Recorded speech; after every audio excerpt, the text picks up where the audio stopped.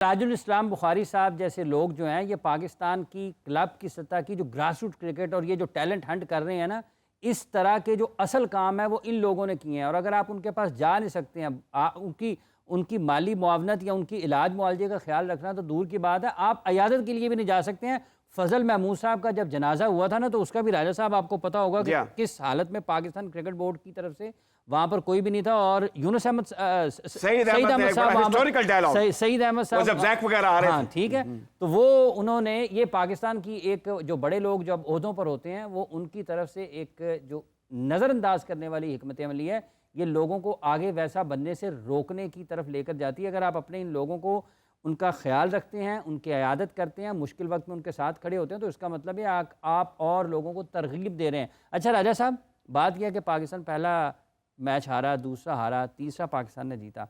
अब आपको लगता है कि हसन नवाज़ पर जितनी बात हो रही है पाकिस्तान में, चंद दिन पहले तक तो ये सुना जा रहा था कि टैलेंट नहीं है, टैलेंट नहीं है, टैलेंट नहीं है, पाकिस्तान टीम कुछ कर नहीं सकती है, लेकिन टैलेंट खिलाड़ियों में नहीं है, या टैलेंट वो नहीं है जो उन खिलाड़ियों को जांचे, परखे और फिर उनकी तरबियत और रहनुमाई का बंदोबस्त करे? हाफिज़ साहब, पहले तो आपका शुक्रिया, ये आपने सवाल किया। लेकिन दूसरी बात जो अभी थोड़ी सी अगर आप मुझे इजाज़त दें, क्योंकि आपके तवस्सुत से माजी में बड़े लोगों के मसाइल हल हुए हैं।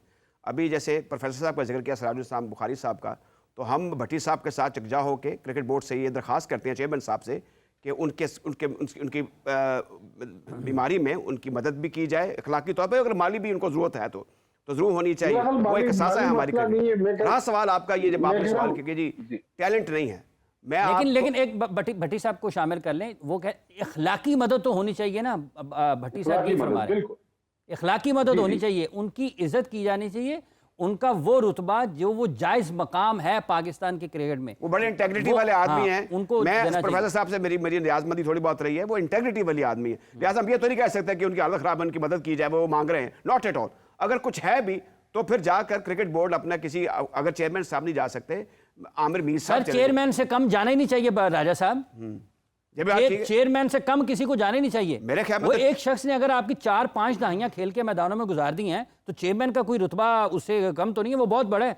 चेयरमैन और आ सकते हैं, सिराजुल इस्लाम बुखारी आपको और नहीं मिलेगा कराची में, चेयरमैन से कम किसी को नहीं जाना चाहिए जी। आप जाने। अच्छा, अब ये इसमें एक और चीज़ है, मेरे ख्याल में जब सईद अहमद का इंतकाल हुआ तो मैं ड्रीम कर रहा था कि हमारे चेयरमैन में जाके आखिरी कंधा दे देते तो इनके कद में बहुत इजाफा हो जाता। बताने वाले भी कोई नहीं, अफसोस की बात है, इसमें nothing wrong with the chairman, I would say यहाँ पे कुछ ऐसे फोर्सफुल लोग होने चाहिए। अब आपने जिक्र किया टैलेंट नहीं है, मैं आपको, मेरा ये ईमान है कि आपके क्रिकेट के मसाइल टैलेंट के नहीं है, ये एडमिनिस्ट्रेशन के हैं। आपकी एडमिनिस्ट्रेशन जो है एडम दुरुस्त नहीं है, इसमें सब लोग शामिल हैं। अब देख लें माजी के जो किस्से अब बताए जा रहे हैं, उसमें ये चीज़ बावर हो रही है कि आपकी हिस्टोरिकली 92 के बाद एडमिनिस्ट्रेशन कमज़ोर से कमज़ोर से कमज़ोर तर होती रही, हम ज़लील और रुस्वा होते रहे। और क्यों नहीं क्रिकेट को एक स्पेशल खेल समझा जाता?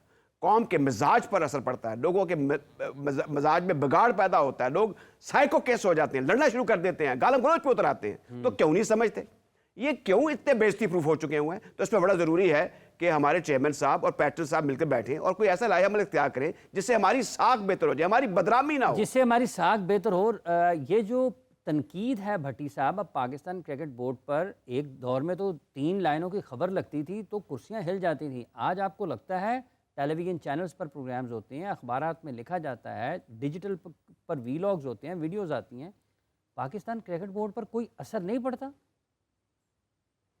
देखिए, असर तो पड़ता है। ये जो प्रेस कॉन्फ्रेंसेस हो रही हैं या आके मीडिया में मौखिक बयान किया जा रहा है, ये मीडिया का प्रेशर ही है। लेकिन जाहिर है वो प्रेशर मुझे आज भी याद है।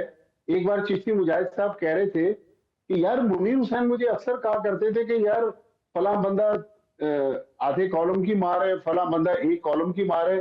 तो मुझे समझ नहीं आया यार ये कॉलम्स की क्या बात करते हैं। कहने जब मैं पाकिस्तान क्रिकेट बोर्ड में आया as a chief executive officer, फिर मुझे पता चला कि कॉलम की क्या अहमियत है।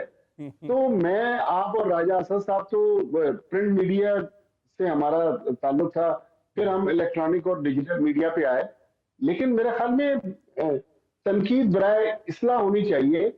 लेकिन हाफिज साहब, हमारे कुछ दोस्त मीडिया के हमारे जो साथी हैं, इंतहाई अदब के साथ, कि शायद वो मेरी इस गुफ्तगू को सुन के नाराज हो जाएं, वो बाज दफा जो मजाक कर रहे होते हैं, तो मेरा ख्याल थोड़ा सा उनको भी अपनी अदाओं पर गौर करना चाहिए कि ये एज ए जर्नलिस्ट हमारी लेगेसी रही नहीं है।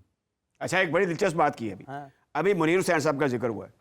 मैंने एक मरतबा फ़ोन कर दिया ग्रेट अब्दुल हफीज़ कारदार साहब को। वो सीधे मुंह वैसे किसी से बात नहीं करते थे। मैंने टेलीफोन पर लंबी बात की कि मैं आपका इंटरव्यू करना चाहता हूँ। उन्होंने मुनीर हुसैन साहब के मुतालिक बातें शुरू कर दी। ये जो आपने बात की भट्टी साहब, इसका मतलब है कि ग्रेट अब्दुल हफीज़ कारदार साहब जो थे वो भी पनाह मांगते थे जो बातें उन्होंने की जनाब मुनीर हुसैन साहब से। और मुनीर हुसैन साहब वाकई एक बड़े आप ऐसी बातें करते हैं कि हर बात में से एक दास्तान निकल आती है। तो बहरहाल आप ठीक कह रहे हैं कि जो प्रिंट मीडिया था पहले और अब इलेक्ट्रॉनिक मीडिया जो है, अगर वो बात सही सब में करे तो इसमें कोई आप दूसरी राय नहीं कह सकते कि जो इदारा है, जो कॉज है, जो बेहतरी है, उसमें हैरत अंगेज तब्दीलियां आ जाती हैं, बड़े बड़े बुर्ज उलट जाते हैं। और हमें हैरत अंगेज तब्दीलियां आती हैं उसमें। भट्टी साहब, अभी जो सैयद सुमैर साहब ने, पाकिस्तान क्रिकेट बोर्ड के COO, उन्होंने वजाहत दी है अपनी उस इवेंट की, उस तकरीब की, ICC की चैम्पियंस ट्रॉफी के फाइनल की, जिसमें वो दुबई में मौजूद थे, लेकिन उनको ICC ने इजाज़त नहीं दी या उनको मदऊ नहीं किया गया उस इख्तितामी तकरीब में। एक जवाब ICC ने दिया है, उससे पाकिस्तान क्रिकेट बोर्ड मुतमईन नहीं है, दोबारा जवाब मांगा गया है। आप इस साल, और उन्होंने नाम नहीं लिया, लेकिन कहने का मकसद उनका यही है कि BCCI कुछ इस तरीके से काम कर रहा है कि शायद पाकिस्तान के रास्ते में या पाकिस्तान क्रिकेट बोर्ड के रास्ते में रुकावटें खड़ी की जा रही हैं। आप इस वजाहत को और इस सारे वाक़े को किस तरीके से देखते हैं, जब ये उनकी तरफ से बाज़ाब्ता तौर पर वो बोल गए हैं? तो देखिए, इसमें तो कोई शक नहीं है कि जो भारत का एंटी पाकिस्तानी बयानिया है, वो तो हर फ्रंट पे कोशिश करते हैं कि पाकिस्तान को नीचा दिखाएं।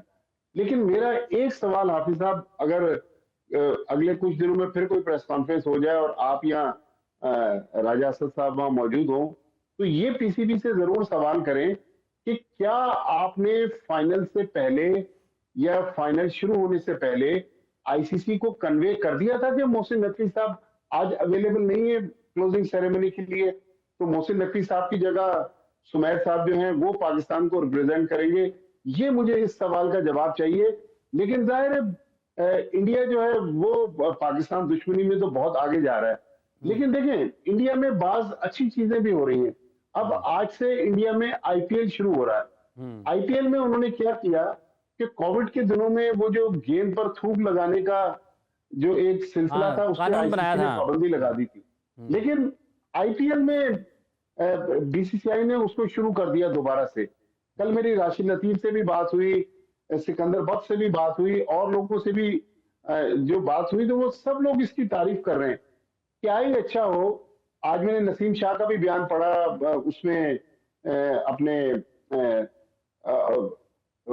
जो वसीम जूनियर है वो भी उसकी तारीफ कर रहे थे कि ये अच्छा सिलसिला है, ICC को भी शुरू करना चाहिए। तो ये वो क्रिकेटिंग मामलात हैं जिन पर पाकिस्तान को गौर करना चाहिए। मैं ये नहीं कह रहा कि इसी कानून को PCB बहाल कर दे, लेकिन क्रिकेटिंग फ्रंट पर भी हमने कुछ अच्छे फैसले करने हैं जिससे हमारी क्रिकेट मजीद पुरकशिश हो।